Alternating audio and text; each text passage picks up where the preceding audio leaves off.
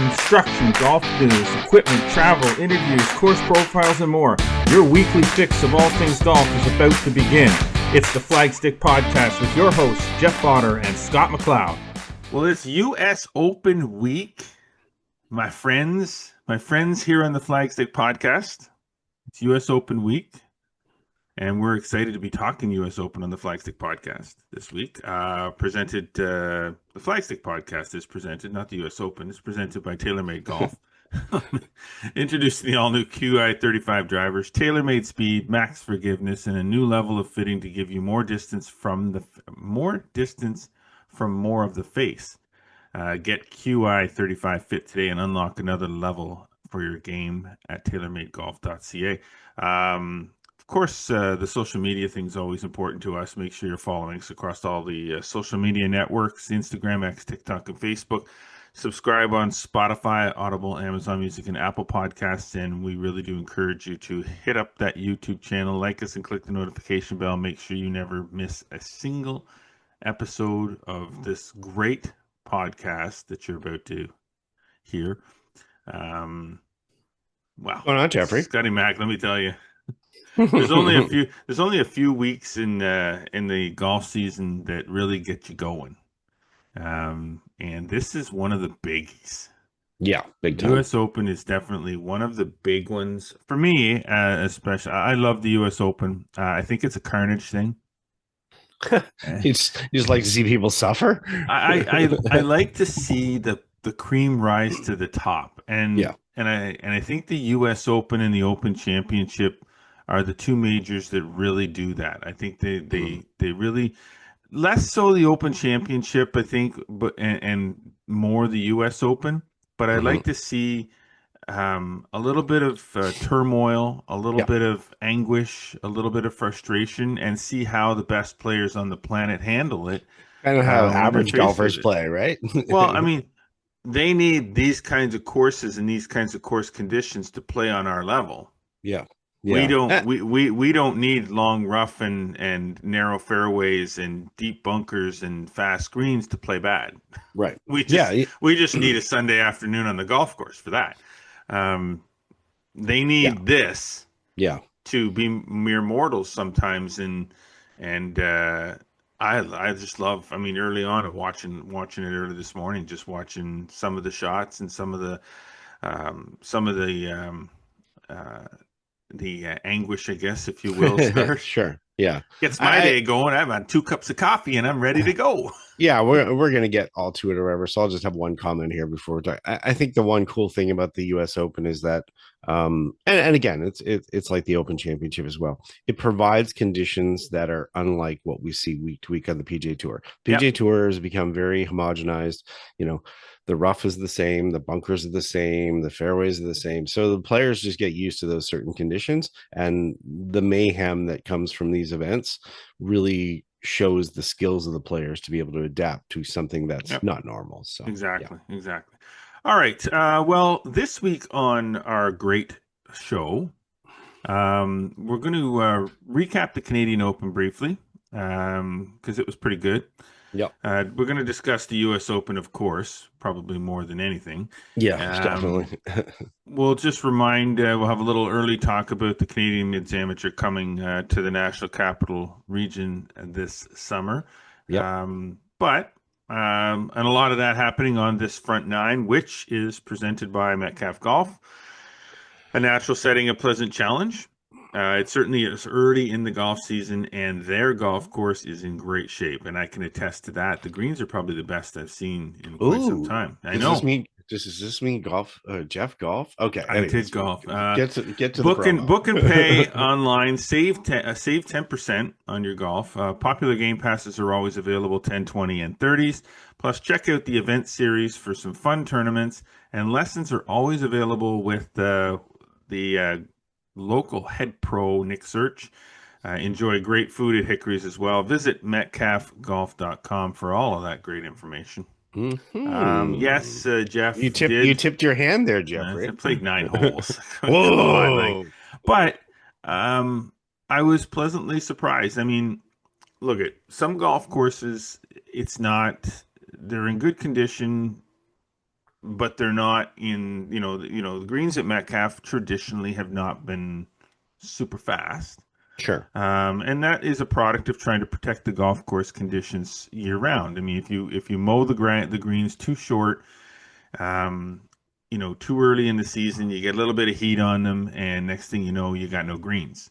So you need to get some grass on there. You need to, not get too crazy with it. But now is the time of year where I guess if you got good grass on there, you can mow them down before it gets too hot, Hmm. and then expect those greens to get a little longer as the summer goes on because you don't want to burn them out. But they're good right now. They're Yeah. rolling true. There's some speed on them.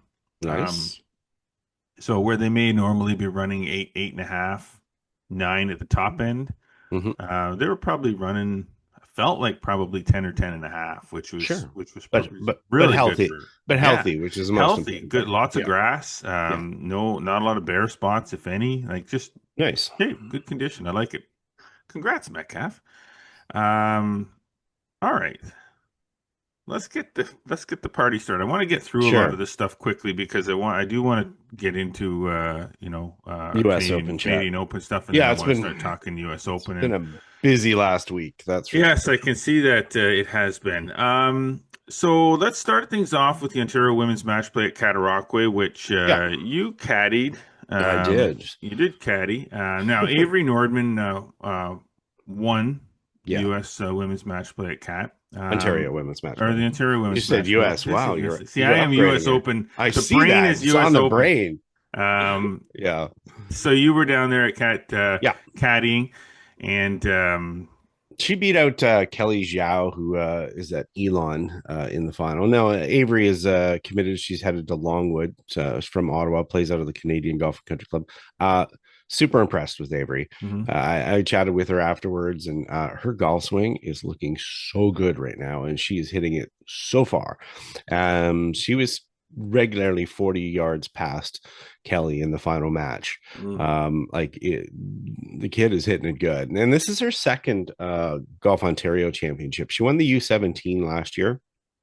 She lost out in the Ontario Junior Match Play last year, so this could have been her third, but a little bit of redemption for her. That's how she felt, but played spectacular. It was a great match to watch. It was fun down there this weekend. Yeah, I walked. Let me think, 54 holes in 28 hours. Solid. So it's a bit of a push to caddy, but fantastic event. This is really the Eastern Provinces Championship, and it's Yes. run concurrently with the Ontario Women's Match Play and the Senior Women's Match Play. And I should say Natcha Perkins won the Senior Match Play, so that's the first time that event has been held. So, but it was great. It looked like a college event with the players down there. So many college bags, young juniors getting to meet some of the juniors that we interact with on social, we do coverage of and so forth, so it was nice to meet some of them. And again, in Cataraqui, to just like you said, as far as Metcalf, fantastic shape. Players really Yeah. appreciate it. The members were very welcoming, and yeah, when you go down there, what's interesting is that some of these competitors, they're pretty much used to it, but the difference between match play and stroke play, Yeah. is always just a little bit different. So it just provides a different kind of element, and it's just a consistent reminder when down there. It's like seeing that match play. It's like, okay, I love match play. It's I it's fun. I had this very conversation about match play yesterday. I was at a Play It Again Sports. Yep.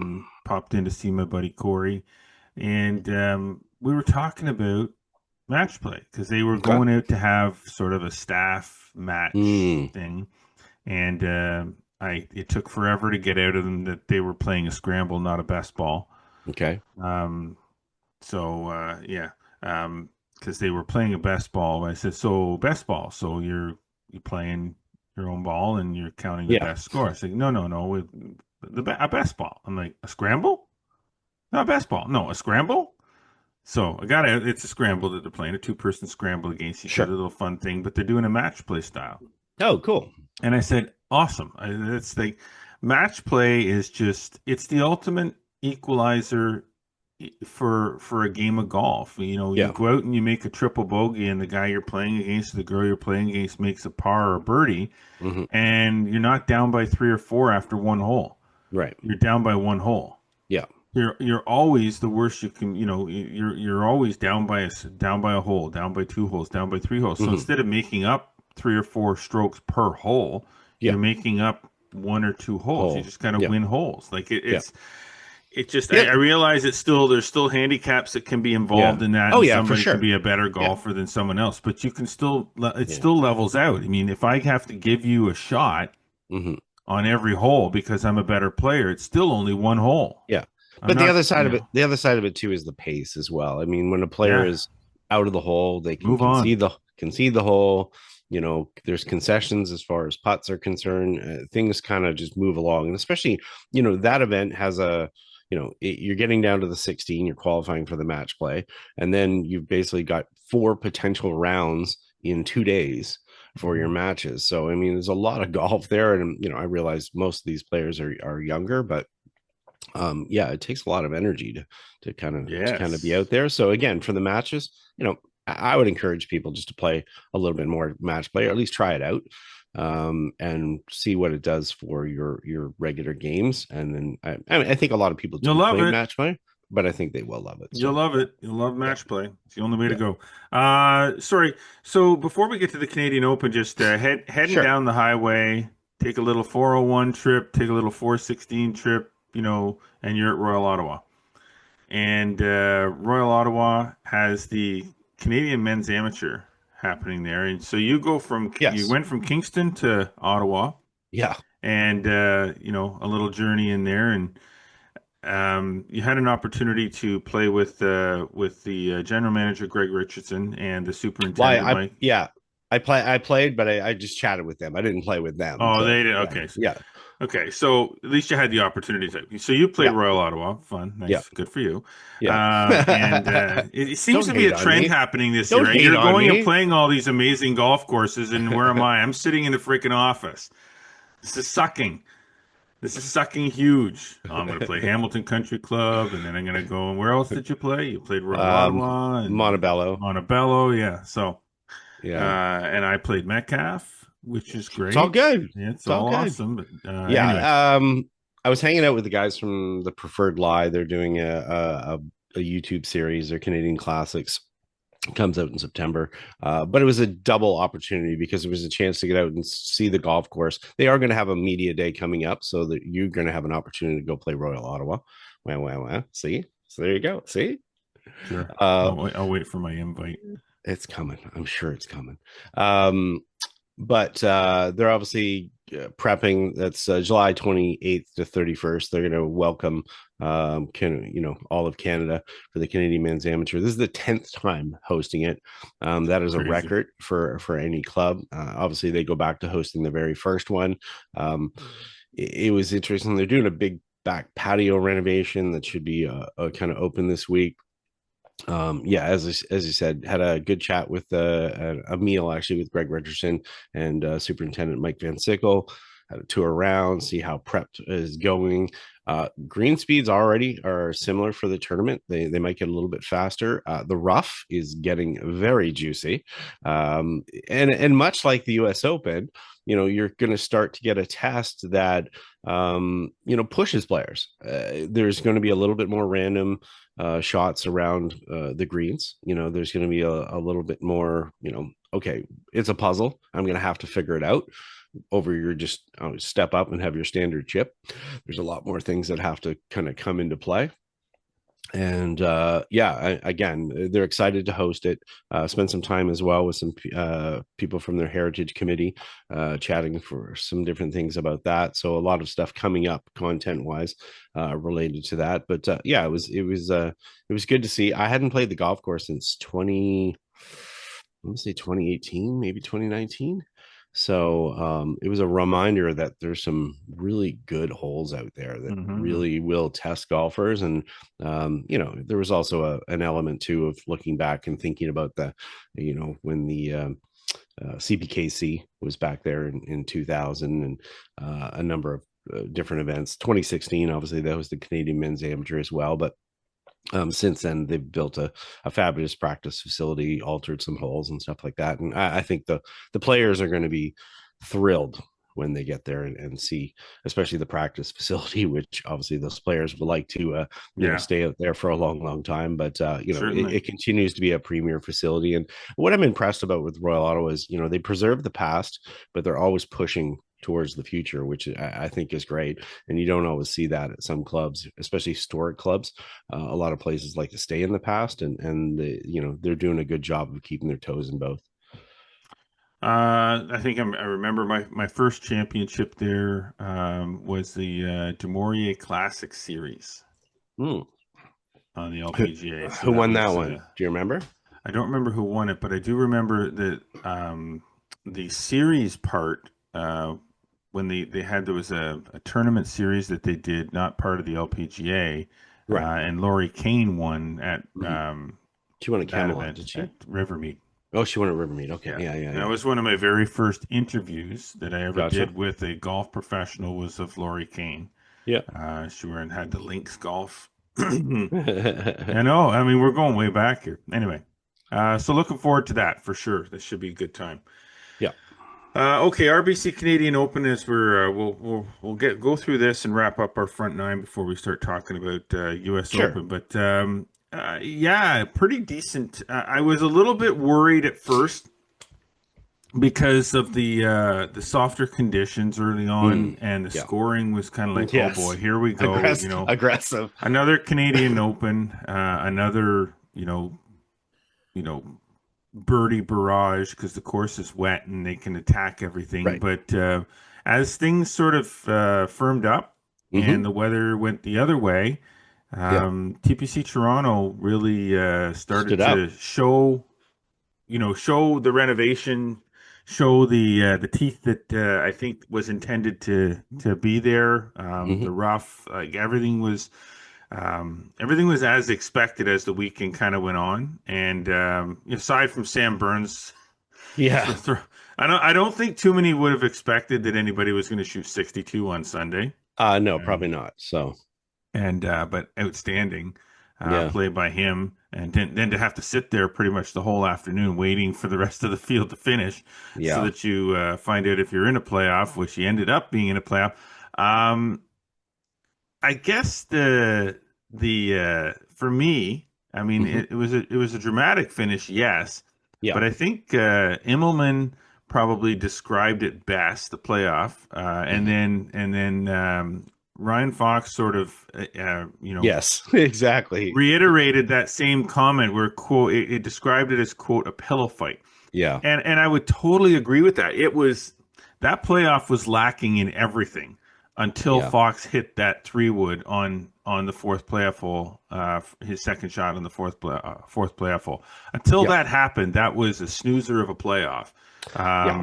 And I was, Even it was even getting to changing the wonder. We're getting to yeah, even wonder is who wants to lose? Yeah, even changing that whole location didn't really make much of a difference. I mean, that was an No. odd thing as it was. I think the issue with that is that that golf hole, as a lot of people are kind of well aware of now, is that if it's downwind, you know much easier for players to Hmm. kind of be going for it if they hit a good drive.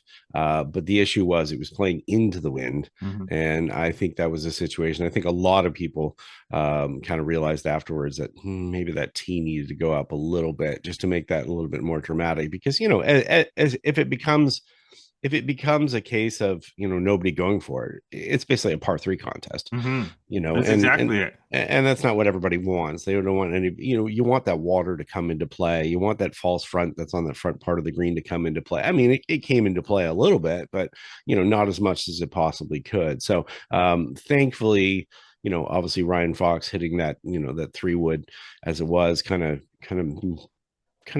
gussied it up, put a little bit of makeup on the playoff a little Yeah, but bit. it was more than just the shot making. It was the putting in the playoff. Right. The putting Yeah. was just terrible. Yeah. It's like, oh my God, guys! Like, and look at I'm so, of course I could be critical because it Of wasn't course. me, Yeah. and I'm not Ryan Fox, and I'm not Sam Burns, and I wasn't in the playoffs, so I didn't Yeah. deserve to be there in the first place. But we as as golf enthusiasts, golf critics looking Hmm. on, it is our golfer given right to To want more, criticize to want those more. who are better at something than we are. We do it in hockey all the Mhm. time. We criticize the play of the best players on the planet, saying, "Why would you make that pass?" Because we're not the ones on the ice having to make that pass at Mach 1, while Yeah, some 240-pound defenseman is bearing down on you, about to put your head through the glass. So yeah, we don't get that, but that's fine sure. because that's what they do for a living. That's Yeah. the right that they earned, is to be out there making good money playing their sport.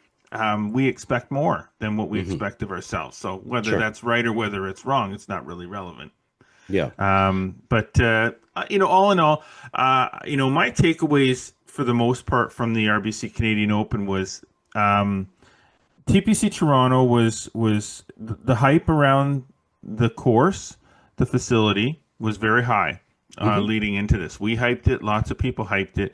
I Sure. feel as though after the softer conditions sort of let up a little bit, I Yeah. feel as though the golf course played exactly as I expected the golf course would. It kind of reminded me a bit of a U.S. Open style setup without the narrowness of the fairways. I guess is Right. that it seemed Yeah. a bit easier to drive the ball in the Hmm. fairway, but if you missed a fairway, then you were Hmm. punished severely for doing that. Whereas Right. at a U.S. Open, you could miss a fairway a lot easier because the fairways are narrower and the course is a Yeah. little harder and firmer. And Oakmont's Hmm. different than TPC Toronto, but Sure. Of course. I think with the course playing a little bit harder and a little bit firmer, TPC Toronto really did live up to its bill. And outside of that, the facility itself, all you had to do is look at the drone footage and the overhead shots and stuff Oh, it looked of great. that. My gosh, it looked fantastic. Yeah. Yeah. On that point, I mean, TPC Toronto, the North Course, the fairways are 37 yards wide, and Oakmont this week, 28. So that shows you that difference Big between the two. difference, yeah. So good analysis as far as that concerned. I did talk to a couple of players who were in the field. I talked to Ashton McCullough, who was down there, Canadian amateur champion from 2023. And yeah, he just said, the softer conditions early on in the week, obviously you were hitting a lot of long irons or mid irons into a lot of these holes because there are a lot of long par 4s. But yeah, the fact that you could stop a 5 iron or a 6 iron was kind of unexpected. And again, yeah, there's nothing you can do about it. And the same thing as well when you look at logistics of the event. They did have some issues with some of the parking and stuff, but that was weather related that ended up making some issues with making use of some of the lots and things like that. So yeah, unfortunately, we don't control that. We really No, don't. You no. can plan around it, but I'm the same as you. I'm hopeful for 2026 because it's going to be back here next year. They've got a chance to kind of work some kinks out, but I think they did a fairly admirable job from everyone that I talked to. Grant Fraser was down there for us.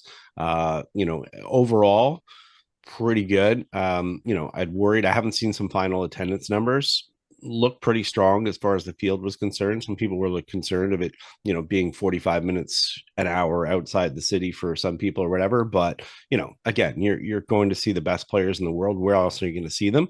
That's close.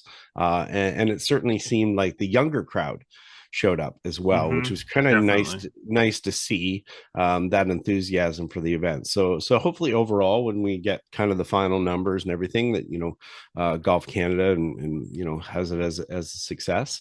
And I think too that, like you said, the golf course, kind of at one point during the tournament, there was 11 players tied for the lead. Yeah. I mean, so it was competitive. It wasn't like someone was blowing it out. Would I like to see a stronger field? I think we all do. Yeah. That's a given. But looking at who we ended up with Ryan Fox as a champion and Sam Burns in the playoff, I think everybody would have been happy if either of those two players had ended up winning the championship. And Mm-hmm. I think they're happy overall that that Foxy has won it.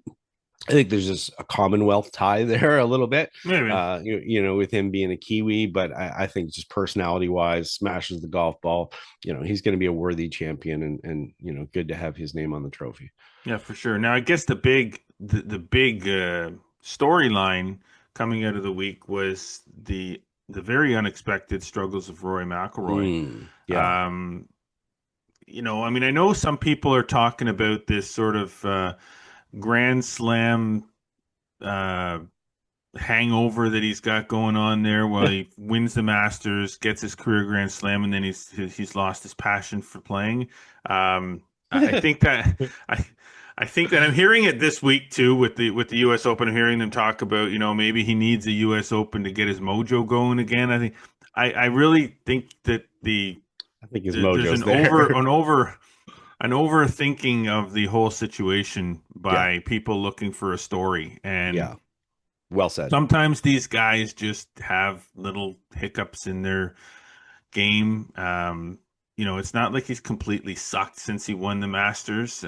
This is one missed cut, one Hmm. event. Hmm. And yeah, he missed the cut by a long shot, like a lot. Hmm. But sometimes, once it's going bad, it Yeah. just keeps going bad, and Yeah. and there's nothing you can do about it. And you just got to finish the tournament off, reset, and then he probably went right to Oakmont and started getting ready for the U.S. Open and putting up a good performance there, which so He far so is. he is. So Yeah. relax, everybody, take a breath. Yeah. Rory's it's not some Grand Slam No, people have to thing think, going what, on. these are humans, they're not robots. So, Yes. while it's great to see them perform every single week, you got to remember these are not just one games, these are entire weeks that they're there. Yeah. So there's a lot of energy involved. They're still human, they still have families, they still have want to see their kids, they still have other business interests, they still have other family. There's a lot of stuff that's going Yep. on here beyond what you just see on TV. So he's not the first top player to miss a cut, nor will Nope. he be the last. So, but Nope. yeah, you know what? You can see how he performs this week at Oakmont. So, Yes, exactly. Okay, so wrapping up sort of the RBC yes. Canadian Open, we liked the venue, we liked the course that they played at, we liked the fact that it went to a playoff, we liked the fact that it was a nice bunched leaderboard, that there Hmm. wasn't any clear cut coming down the 18th fairway on Sunday, that there was a lot of drama. We didn't like the fact that the playoff was kind of boring until Yeah. Fox hit that awesome shot to kind of liven things up a little bit. We didn't like the fact that world number one Rory McIlroy had a bad week, but we Hmm. can live with that. We do like the fact that Nick Taylor was the low Canadian, albeit it's not like he was right in contention right to the end, but he was close. He was in contention Yeah. at least on Sunday. Earns himself a Rivermead Cup, which is always a cool Yep. thing. And we had 8 Canadians make the cut, Exactly. which is good. It helped the interest. Unfortunately, none of the big amateurs that we talked about. Richard Lee was in there for a while, but at the end of the day, he's you know, um, Well, he's a pro though, so well, sorry, I yeah. meant Yeah, you meant as the far other as guys we guys. were Yeah, yeah, talking. No, I mean as far as yeah. guys we were talking about favorites when we Yes, were talking about yes, Richard yeah, Lee. yeah, He was there as we predicted yes, he would be, and then he yeah, wasn't. So, yeah. but the ones we'd expect to have been there: Connors, Hadwin, Pendrith, and Hughes, and Taylor. Of course, those are the ones you expected to be there. Those are the Of ones that were course. there. Yeah. Um, the other big takeaway, the Open Championship qualifying spots. The tournament obviously serves as a qualifying series event, and Kevin Yu, I got confused every time they announced. He said, Jim says, you have a shot into the. It was really. I'm like, no, I don't. I'm not there. Kevin Yu, Cameron Young, Matt McCarty, you're in spots into the upcoming Open Championship at Royal Yes. Portrush. Yeah. And that's going to be another exciting major. Yep. Um, and Sam Burns, obviously, another exciting thing to take away from that weekend, the 62. Very Yeah. impressive. Unfortunately, I wish he didn't have to wait around so long to Yeah. play. Hopefully, the numbers were as good as they were hoping that they would be. And if they weren't, don't really care because they will be in subsequent years. People will have seen how great the venue was and how great the golf was, and they'll get out there and watch. So we don't worry too much about these Yeah, things. I will say the TV ratings were pretty good on CBS, so that's helpful as well. It was definitely the numbers came back for that, and that was pretty good. So, attendance is obviously very important from a revenue standpoint for Golf Canada because this event is their key event, and it does provide funding for a lot of other things. So, hopefully, all those signs are positive. There you go. All right, that's about enough for the front nine for me. So let's stop it there. We'll take a break. When we come back, yeah, we're going to talk about the U.S. Open. Oh, yes. Yes, that's the primary goal, and that's what we're going to do. So stay with us. We will be right back here on the Flagstick Podcast with Jeff Potter and Scott McLeod. Unlock more forgiveness. Unlock more accuracy. Unlock more distance from more of the face.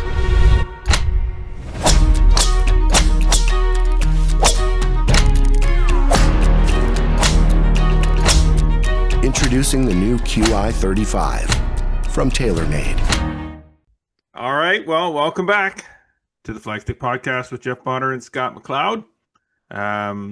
This is exciting back nine. We're going to be talking about right here, right now. Let me tell you. Jeff is positively vibrating to talk about the U.S. Open. I'm very excited to talk about it now. The back nine is what we're going to do, and the back nine is presented by Falcon Ridge Golf Club with 27 holes of challenging golf at great rates. Falcon Ridge Golf Club is a golfing experience you cannot avoid. And don't forget that Falcon Ridge has also built the first TrackMan range facility in Eastern Ontario. TrackMan range is all about exciting, easy-to-use features that provide the ultimate range experience for every golfer at every level. That's practice, games, and virtual golf. To book tee times or to book one of the 10 TrackMan range bays, visit falconridgegolf.ca. All right. Fact, we were literally just joking. I'm just gonna sit back and have my coffee. And, yeah. Okay. We were literally just joking, saying you can't. We came back after the break, and you started going, clapping. Oh, let's go Oakmont. Yeah, exactly. Cheering for the golf course. Chanted a hockey game or something like that. It's like you're cheering for the golf course. And the God's honest truth is, yes, we are cheering for the golf course. Sure. I don't have any vested interest in who wins because I don't care. I don't care if Rory wins or Morikawa wins or Scheffler wins or whatever. I could care less who wins. I want to see who gets beat up the worst. Now, I mean, I can't help it. Every video footage, every photograph I see of this golf course just gets my hair standing up. Like, it is just an absolutely phenomenal golf course. And what's even crazier, because here we're talking the U.S. Open's happening. We're talking about the golf course, and that is such a cool thing. Right. The changes they made to the golf course from the last time it was there to now, this is not the same golf course. This is kind of a lot like, it is the same golf course, but there's a lot less trees. The restoration project now. I had the opportunity, and I'm sure you have, and many others have. Last night, I was watching the Golf Channel, and they were doing the second installment of their sit down with Gil Hanse. Right, talking about the restoration. And he basically walked through the back nine, and then I had to go back and watch how he walked through the front nine because I wanted to see, because this is like I watched the walk through the back nine, and my son Brandon came downstairs from doing some homework, and he was sitting there, and as many have heard me talk about on this podcast, that, Brandon is an aspiring golf course architect. This is what he wants to do. He sat down and he started watching it, and it was just like, yes. Yes, everything about it. Yes, the non-traditional shapes of greens, the non-traditional, like everything non-traditional, and I say traditional in the sense of non-modern.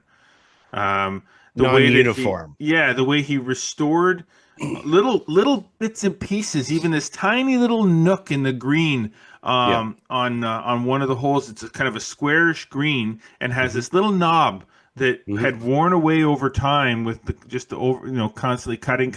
It got to the point where it was more of a bump than a knob. And now he restored that. And then all the restoration that he did to the bunkers and he walked through hole by hole explaining everything. And I was just so enthralled with with what he was saying and how he was describing what he was doing and why he did it and why Yeah, because it's all functional. It's not a case of just everything. Aesthetics, right? So Everything is like, we did this because of this. Like even the position of, right now I'm at a loss for the particular hole in the back nine, but there's a tee shot. I think it was on 10. So 10 fairway. They repositioned and reshaped some of the bunkers on the left side of 10 fairway because they wanted to deter tee shots from 11 tee coming into 10 fairway, because it was an easier shot into the green. So they made the tee shot on 11 harder by repositioning the bunkers on 10, so they wouldn't cut across into 10th fairway because of the how much you get penalized by hitting it over there. So rather than having in course out of bounds, just design the golf course to accommodate for deterring them from doing that. Like, every little thing that Hans did was functional for the playability of the golf course. And it was just like, oh my God, like, this is just another seeing another image of the church pew bunkers here. And I mean, like, I haven't seen, there's somebody in there now. Which have grown over the years. Yeah, and Brandon pointed out as we were watching it that the bunkers get incrementally higher as you get closer to the green. So they start out kind of shallow, and then as you get closer and closer, they get incrementally higher, making it even more difficult. And then all this fescue growing on top. It's just like, I think the cool part about it is that, obviously a lot of people will focus on, green speeds and depth of rough or so forth, but it's just the overall strategy that is required. And again, we're talking about a venue, and I mean, members are fortunate to play this on an everyday basis. And, well, I'm sure they're very proud of it, and they're proud of the difficulty of it when they bring their guests and their guests shoot 10 million. But when you're talking about being an ultimate test, an examination of skills, this is it. And it's not just physical skills, it's mental skills, it's strategy. That's a US Open though, right? Correct. That is exactly what a US Open major is. And this is why it's been the most used U.S. Open venue. 10, right? 10, exactly. And that's why. I mean, again, it's up to the club to obviously want to host it and have it back there or whatever. It's not like the USGA can say, "Hey, we want it back here every year." It doesn't work that way, folks. But the fact that they're able to go back there and they want to go back there because they know it's that level of an examination. And, you go back and look at the winners here, be it Miller or Nicholas and, DJ at the time in 16, even somebody like Larry Nelson, but it's about strategy, of playing this golf course and it testing every aspect of your game. And I think, getting to watch that, and I made reference to it earlier, often the tour golf courses are very uniform, and as a result of it, a lot of things are very predictable. So you don't have to have that level of strategy. So it's sort of like when you leave your home course and go to travel, there's a reason sometimes their games don't travel well. No, same here. When players are going to play in majors, there's a reason why generally the players that are obviously playing the best, have the best strategy, there's an element of luck, of course, a little bit, but obviously, the player that's performing the best will rise to the top. And I mean, we're not, we're recording this. I'm not happy right now. I know, but here's the cool thing with the top of the leaderboard right now, without naming names. 3 of the 4 in the top have won a U.S. Open before, and that shows you that there's a reason why those skilled players have won Opens before. Now, there's no guarantee that that's going to be where it is at the end, but again, there's a reason why those players they've had success. There's a reason why they've had success, and it's not just because they bash the ball a long way and so forth. There's a lot more elements to it, and I think that's what majors are about, is pushing players, making every aspect of their game important. I think, and I think for that reason, I know there is some wet weather moving in for the weekend. Unfortunately, I think tomorrow's probably going to be the toughest day for them as far as the Friday, the speed of the golf course, I think it's supposed to be a little bit more a little crispier tomorrow, and then it's supposed to get a little bit ugly on the weekend. Now, Mhm. you can look at that one of two ways. Yes, when it rains, a golf course softens up. It makes the tee shots hold the fairway better. It makes the approach shots hold the green a little bit better. However, when you're playing a golf course like Oakmont, where you've got rough as severe as it is, Mhm. they're not cutting it. Mm-mm. So if it rains significantly and that rough gets wet, good luck getting your ball even a foot out of that. I mean, it's hard Yeah. enough as it is when the rough is the way it is now, where it's a little damp in some areas. Mhm. It's drier. Mhm. The ball is going to come out a little bit cleaner, Mhm. sort of maybe. Yeah, But if it gets wet, yeah. Now you have a lack of friction, you have less spin control. So while it may be soft, if you can't control the spin, that becomes an issue too around the mhm, greens. That creates again an adjustment players have to make. So round to round, you have to make adjustments. And this is the wonderful part of golf. It's an outdoor game with a lot of mhm. different elements and changing elements. And because the changing elements are there, you have to take the skills that you developed and adapt them to the situations that you have. So yes, I see your nasty old cup. Um, so you know what? It might. Who knows what it will do as far as the play is concerned? But again, it just becomes another element that they're all going to have to deal with Mhm. as the week plays out here. It's interesting. I was um, with Gil Hansen. I go back to the golf course because the golf course really is the story. It is the I know star. we It got is the notes to talk star. about what to expect, who our Yeah, favorites yeah, are, yeah, how much yeah. it's like. But I don't have any favorites. I could care less who wins this tournament. sure. But he was responsible, or there still is some ongoing renovations and restorations going, but he was responsible Yep. for the renos at Winged Foot. He was Hmm. responsible for the renos at LACC. Hmm. He was responsible for renovations at Baltusrol. He was responsible for renovations and restorations at Oakland Hills. Like Hmm. these are the top golf courses. These are big name golf courses that he's Sure. responsible for restoring. Hmm. And when we talk about restoration, we've talked about this on the podcast before about the fact that there's not a lot of new projects happening. There's not a lot Hmm. of golf courses being built now. Right. There's a few here and there, but more than a few. But there's golf course being built here and there. But the big thing right now is renos.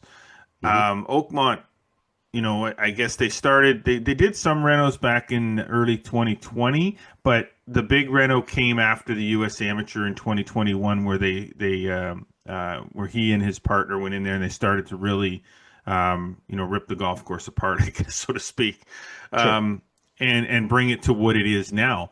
But Hmm. golf courses, older golf courses, these big name championship courses are undergoing a lot of these renovations where they're restorations, where they're bringing them back to what they were Hmm. um, in the day. Pinehurst went Yeah. through it, where Hmm. Pinehurst had gotten to be a little bit too modern looking with more Hmm. bunkering than waste Yeah. areas, and then they went kind of crazy and went back to the original sort of Yeah. design with all the waste areas and stuff like that, and the golf course Mhm. became better again.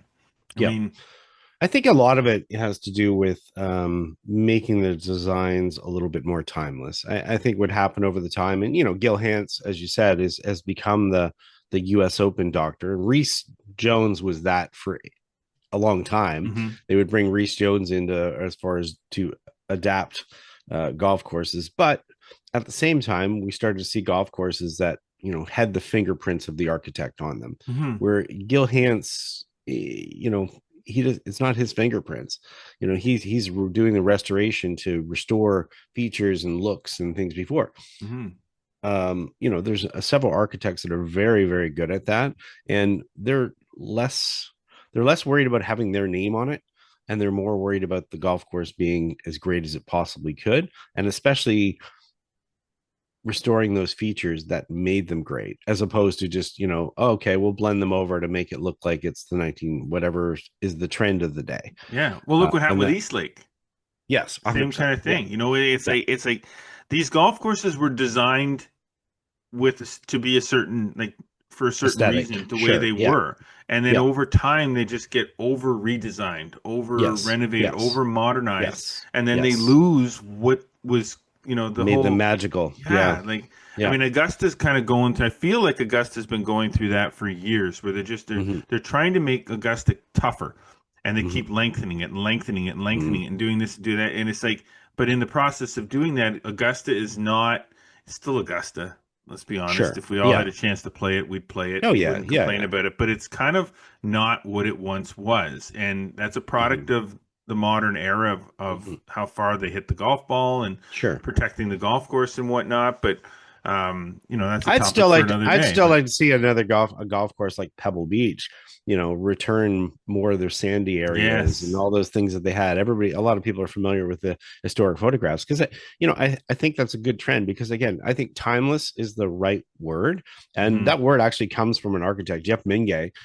We were walking at Rivermead a few years ago, and Rivermead has done this. Rivermead, which is in Gatineau, Quebec, for people listening to this podcast outside of our region, but they've done that process as well as they've done that timeless sort of restoration where they've gone and made their golf course better by restoring a lot of features and things that are not going to look like when you look at the golf course, you're not going to say, oh, that golf course was designed in 1992. And I mean, we see it all. I saw it on a scorecard. This will drive you nuts. I saw it on a scorecard last week where I was at a place and I looked at the scorecard and I'm like, I know exactly when the scorecard was designed because the graphic design, the way the feathered edges on the pictures, everything. I'm like, oh man. And again, you want something to be a little bit more classic, a little bit more timeless, so that you don't have to change it every 2 years. And that's what they've done with Oakmont. Is that it's always been a fantastic golf course, but it's like, okay, let's bring back the classic features, the classic looks. Yeah. But obviously we have to understand that there is some modernization when we deal with things like green speeds and so forth. I mean, the green speeds now are double what they were 40 years ago at Oakmont, but the design features and so forth are definitely that classic look. And I think you get excited about Oakmont. I think a lot of people will. It is the star this week more than just the players. The players are there, but the golf course is definitely the star. Players are just getting in the way right now. Yeah, exactly. Like just move off the golf course and show me more drone footage. The other thing that we're talking about this week is acknowledgement of this is the 25th anniversary of the big win for Tiger Woods. His very historic, dominant victory at Pebble Beach in 2000 when he won by 15. Unheard of before, unheard of since, probably will never happen again. I agree. It just was in an era where somebody was just playing way better than everybody else. And that was 2002. So I mean that was the year that it seemed like everything clicked for Tiger Woods. Oh yeah, for sure. He won everything. And that was just an unbelievably dominant. And we're talking about, like, let's be honest too.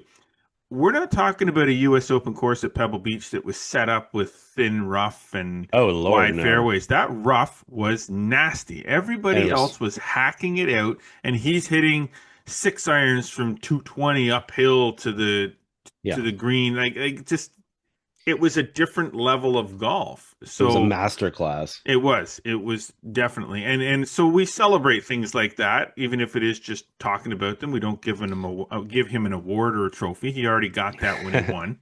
Well, it begins to make you wonder. I mean, there's a lot of discussion obviously right now about, Scotty Scheffler and his dominance and his level of iron striking and how he's playing and, how it's sort of reaching we're not talking overall as far as Tiger, but as far as a pace and kind of what's happening, so there's a lot of discussion there. I mean, we look at it as far as, Scotty's a bigger favorite this week. The last time anybody was this big of a favorite was Tiger Woods, as far as going in. That's from a betting odds standpoint or whatever. Could Scotty, I'm not saying we're going to see a 15-stroke victory, but, no. He's the kind of player that, he plays so mistake free, and US Opens are all about avoiding mistakes, Mm-hmm. and those mistakes accumulate a lot. As you Yeah. were talking about earlier, we said, hey, you know what, Rory kind of in the mix, but he's one shot away from a double bogey. I mean, every single player in this field is one shot away from a disaster that Mm-hmm. could affect them physically and mentally, so that all of a sudden they go from being 2 under to 10 over in a hurry, which obviously Yeah. has the potential to create a greater separation than we see on every day at a tournament. It's hard to separate at a regular PGA Tour event. It's easier to probably separate it at a major if a player is playing on an exceptional level. Mm-hmm. That's not to diminish what Tiger did, but that's just to show you that when a player does that, that it's that much more exceptional when they do. Well, it is, and I think it's something to take into account too with Tiger and what he did in 2000s. That was 25 years ago. Mm-hmm. Tiger, the equipment that Tiger was using Yes. back then, and then if you look at even 25 years before Tiger did what he did, in the equipment that Jack Nicklaus and Arnold Palmer and Gary Player and Yeah. those guys were using then to do the Yeah. things that they were doing. I mean, yes, the Think about golf courses. Think about Johnny Miller shooting 63 and 73 with Yes, blades and persimmon. and a Balata ball. Yeah. We're talking like Balata, probably Yeah. back then. Balata, like Yeah. not Yeah. this 4-piece, 3-piece durable stuff that spins like No, no, Balata. Like no, no. like you have to take in this. I know. Again, we're trying to talk about the U.S. Open, but in some respects, that's what we're No, doing. we are. Yeah. But the equipment that we use today, Mm-hmm. it is so much easier to hit the ball straight Mm-hmm. than it's ever been. Now, Mm-hmm. I will say that the technology behind equipment changes year by year, and yes, Sure. sometimes it gets a little bit better year to year, but for the most part, you could probably play with a driver from five Oh or six yeah. years It's just ago and hit the ball just as incremental. well. It's Yeah. just these small increments of better. But when we're talking about Tiger, when he Mm-hmm. was doing what he did, I don't know what he was using for a driver. I think it was probably a Titleist driver, but I don't know. They were Yeah. smaller Yeah. than they are now. They weren't 420 or 460 cc drivers. They were Right. these things were a Yeah. lot smaller. And Yeah. then when Nicholas and those guys are doing persimmon drivers, the persimmon drivers that they were hitting were probably about as big as a hybrid. Mm-hmm. Like, Yeah. Seriously, like think about and the technology behind the shaft that they were using and Mm-hmm. the ball that they were hitting and Yeah. the you know The ball that if you hit a couple times would basically be square. well exactly. A lot of You them know, didn't have high lofted wedges in their bags at that point, no. right? I mean So, Bryson carries 5 wedges. Nobody was carrying 5 wedges back in the 60s. no, You no, know, I mean, 100%. it's equipment changes things. I was listening to an interview they did with Wayne Gretzky, and he was Mm-hmm. talking about he's talking about the eras. He says everything about the best players on the planet now has to Yeah, be you have to take into account eras, and sure. Of it's not course. you can't compare eras to eras. You can't compare Tiger's 15 major championships to Jack's 18. You can't No, compare them because no. Jack played in a different era with different Yeah, equipment on different golf course conditions against different yeah, fields than yeah. Tiger plays against. Gretzky played against different players. Gretzky was talking about the skates. He said the skates Mm-hmm. nowadays are made out they're more of a molded one piece boot, lightweight Sure. boot. He said the skates we used were leather. He Yeah. said after your feet sweat, and in the course of a game with snow and water, he said those skates were 10 pounds heavier Yeah, by the yeah, time you got to the third period of a game than they are now. yeah, Now they don't get any yeah, heavier. They're yeah, just as light. The yeah, sticks are heavier back yeah, then. The gloves were heavier because they were yeah. all leather. Like But it's that's eras, right? That's yeah, development of the games. sure. And that's why, they do have to have some adjustments at Oakmont. Again, you can keep the classic look in the field, but that's why, yardages change. Although I will say, when we looked at the yardage, it was just under 7,000 in 1994 when Ernie Els won there, and then 1935, I think it only changed like 30, 40 yards. Can you imagine that back in the 30s playing almost a 7,000 yard That's golf course? insane. Like I can't But even also, imagine it. But you have to understand that that's why the scores were much higher. I mean, you were talking about players that, playing 4 rounds and not breaking par and winning the US Open. So, some of those things will change, but it's all relative. But, the thing about this though is that this is a golf course that, has endured and has held up, and, there's going to be a lot of reverence in the broadcast. There's going to be a lot of little vignettes about particular things about the golf course. But again, that's what makes it special. That's all part of golf. Golf is not just watching players hit it 390 yards. It's the history of the game. It's the stories. It's the club stories. And the fact that they had a former caddy who's a dentist who qualified, who hit the first tee shot today. I mean, that's cool. I love that aspect of it. He qualified to play in the field. There's just, I think it's just a romantic nature to the game, and that's a part that maybe some of the newer golfers don't have yet because they don't have that context. They've maybe only played the game for a few years, but the longer that they play the game, they will develop that as well, and they will understand that the ties between modern times and the past is all part of what makes golf sort of magical. It's interesting. We just talked about how a player is one shot away from making a double, right? And you're just glancing here as I'm. What do we have? Rory hits a 327-yard par 4, 17th. Yeah. He's playing the front and the back nine first, and he leaves it. He hits it in the rough. Yeah. It's deep, buried, and he hits it from there, and he leaves it short in the bunker. So now he's got enough. Now he's trying to make an up and down for par on a 327-yard hole. Shane Lowry just hit it, almost drove it to the green, and now he's in the deep rough. Went to hit it, went right under the ball. And look, that's the fun part about Lowry's throwing stuff all over the place. There you go. Awesome. He just threw the microphone.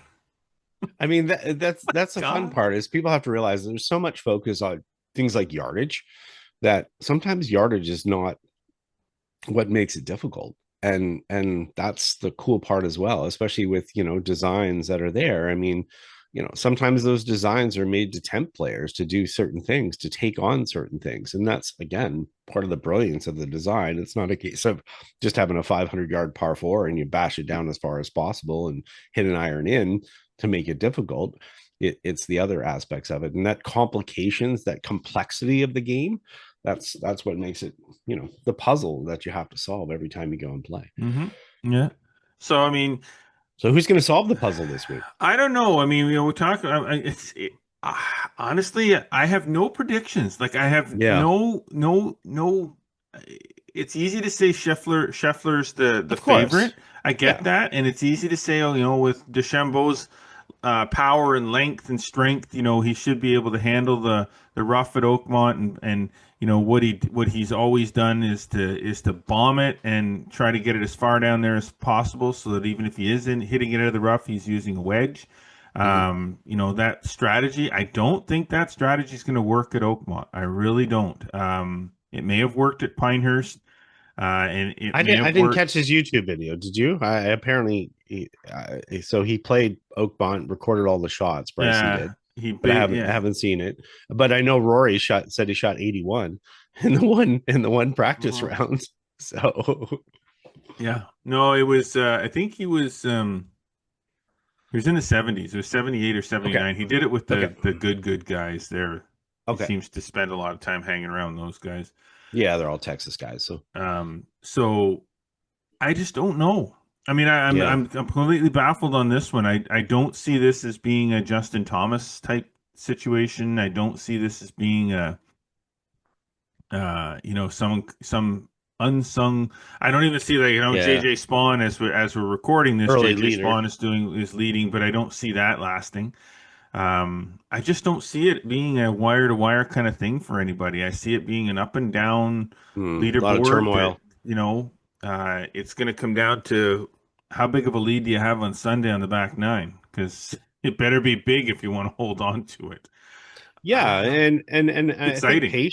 I mean, patience is going to have a lot to do with it as well. Mm-hmm. As you said, Lowry already throwing stuff around or whatever. Yeah, But he's only like 4 holes into his yeah, round, and exactly. he's So already chucking right, microphones. So yeah. So I mean, it's how you're going to control your emotions in the adversity that you don't always face all the time, and we do see it in in majors. We see it in Ryder Cups, Presidents Cups, and so forth, where players get a little bit more frustrated.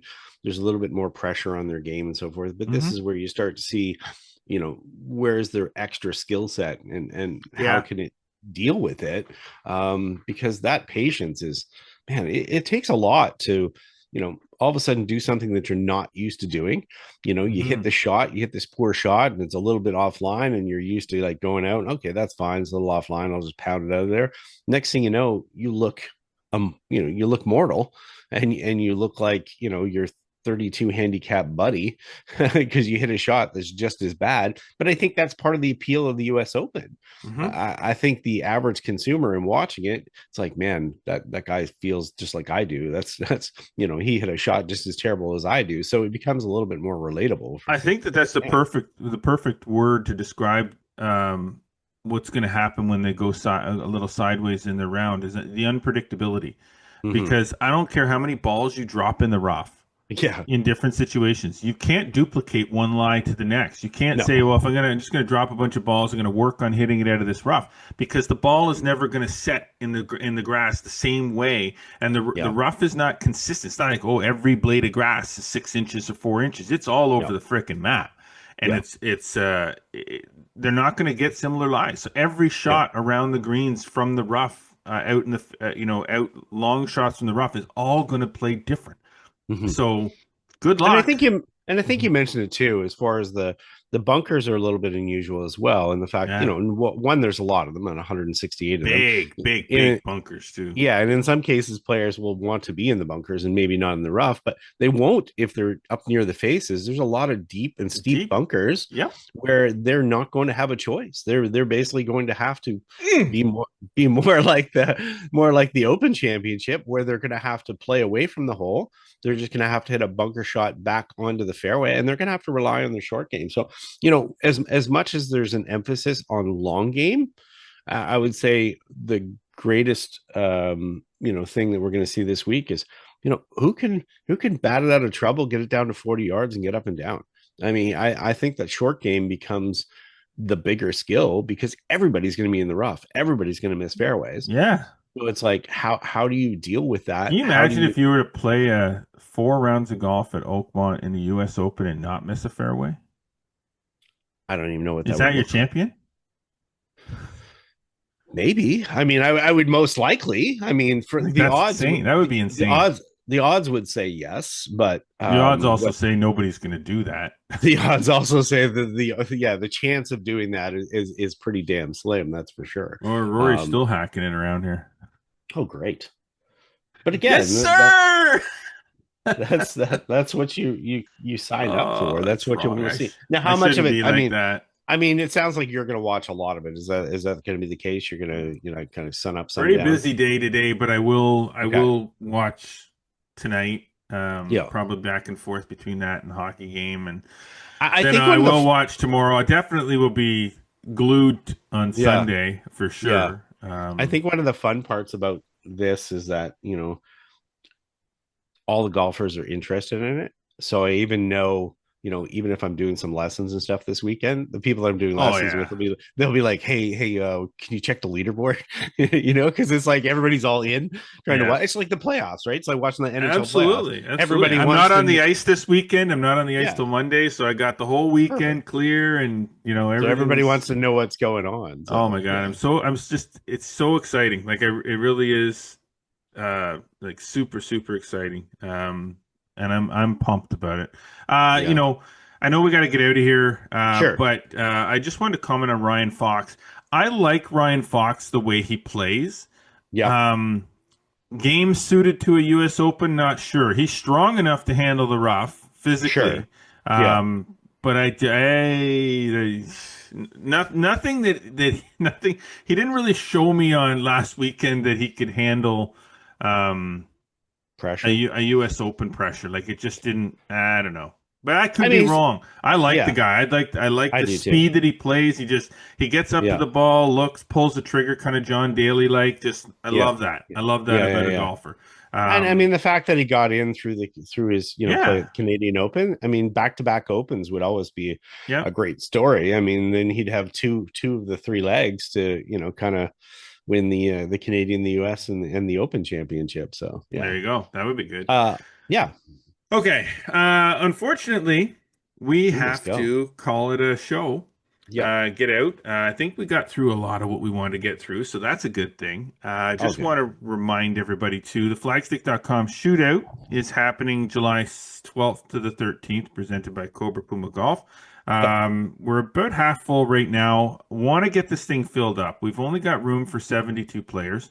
But it is a full ABCD division tournament, so it doesn't matter what your index is. Just understand it doesn't matter what your index is. You can play. We're going to divide you up just like we do for the Flagstick Open. It's going to be a great weekend. So get signed up for that. And also a reminder that Endless Summer World Long Drive Championship, the only one in Canada, takes place this weekend at Trillium Wood Golf Course in Belleville. Corbyville, but Belleville.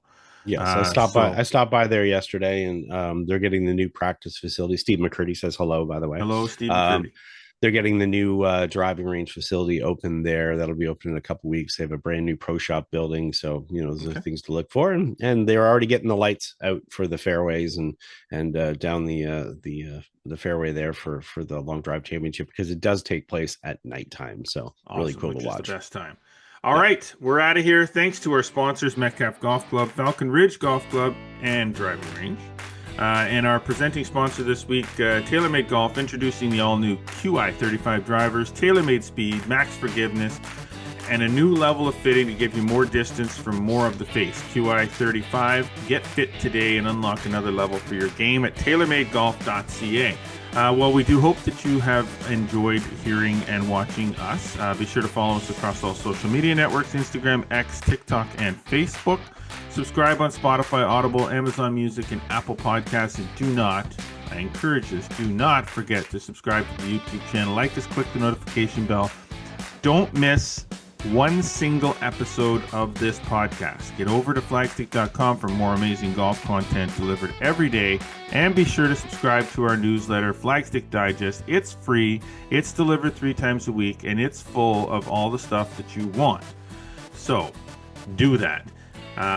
Anyway, as always, we do appreciate you tuning in. Until next week, I am Jeff Botter. I'm Scott McLeod. Always remember, go for the stick.